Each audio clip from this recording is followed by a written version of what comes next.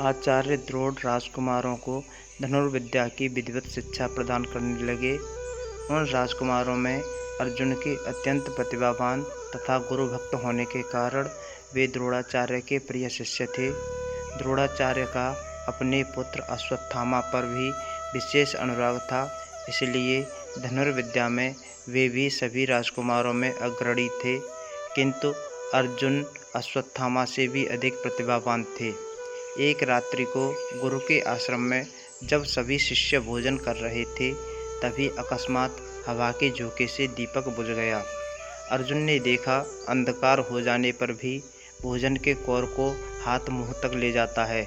इस घटना से उन्हें यह समझ में आया कि निशाना लगाने के लिए प्रकाश से अधिक अभ्यास की आवश्यकता है, और वे रात्रि के अंधकार में निशाना लगाने का अभ्यास करना आरंभ कर दिया।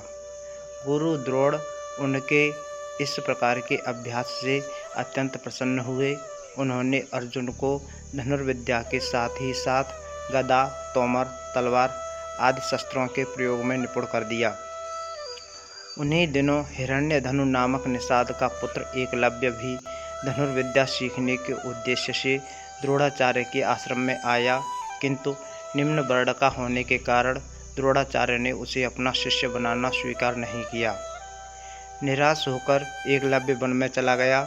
उसने द्रोणाचार्य की एक मूर्ति बनाई और उस मूर्ति को गुरु मानकर धनुर्विद्या का अभ्यास करने लगा। साधना करते हुए अल्पकाल में अत्यंत निपुण हो गया।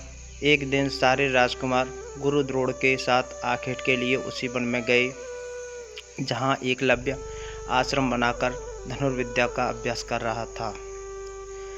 राजकुमारों का कुत्ता भटककर एकलव्य के आश्रम में जा पहुंचा। एकलव्य ने देखकर वह भौंकने लगा।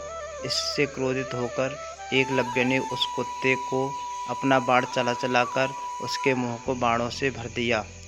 एकलव्य ने इस कौशल से बाण चलाए थे कि कुत्ते को किसी प्रकार की चोट नहीं लगी, किंतु बाणों से बिध जाने के कारण उसका भौंकना बंद हो गया।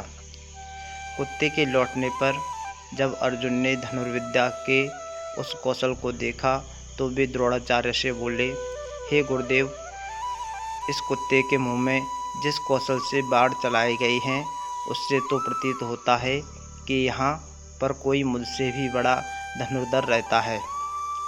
अपने सभी शिष्यों को लेकर गुरु द्रोणाचार्य एकलव्य के पास पहुँचे और पूछे, हे वत्स, क्या ये बाण तुम्हीं ने चलाए हैं? एकलव्य के स्वीकार करने पर उन्होंने पुनः प्रश्न किया, तुम्हें धनुर्विद्या की शिक्षा देने वाले कौन हैं? एकलव्य ने उत्तर दिया, गुरुदेव, मैं तो आपको ही गुरु स्वीकार करके धनुर्विद्या सीखी है। इतना कह कर द्रोणाचार्य की उनकी मूर्ति के समक्ष ले जाकर खड़ा कर दिया। द्रोणाचार्य नहीं चाहते थे कि कोई अर्जुन से बड़ा धनुर्धारी बन पाए। वे एकलव्य से बोले, यदि मैं तुम्हारा गुरु हूँ तो तुम्हें मुझको गुरु दक्षिणा देनी होगी। एकलव्य बोला, गुरुदेव, गुरु दक्षिणा के रूप में आप जो भी मांगेंगे मैं देने के लिए तैयार हूँ। इस पर द्रोणाचार्य ने एकलव्य से गुरु दक्षिणा के रूप में उनके दाहिने हाथ के अंगूठे की मांग की। एकलव्य ने सहर्ष अपना अंगूठा दे दिया। इस प्रकार एकलव्य अपने हाथ से धनुष चलाने में असमर्थ हो गया, तो अपने पैरों से धनुष चलाने का अभ्यास आरंभ कर दिया।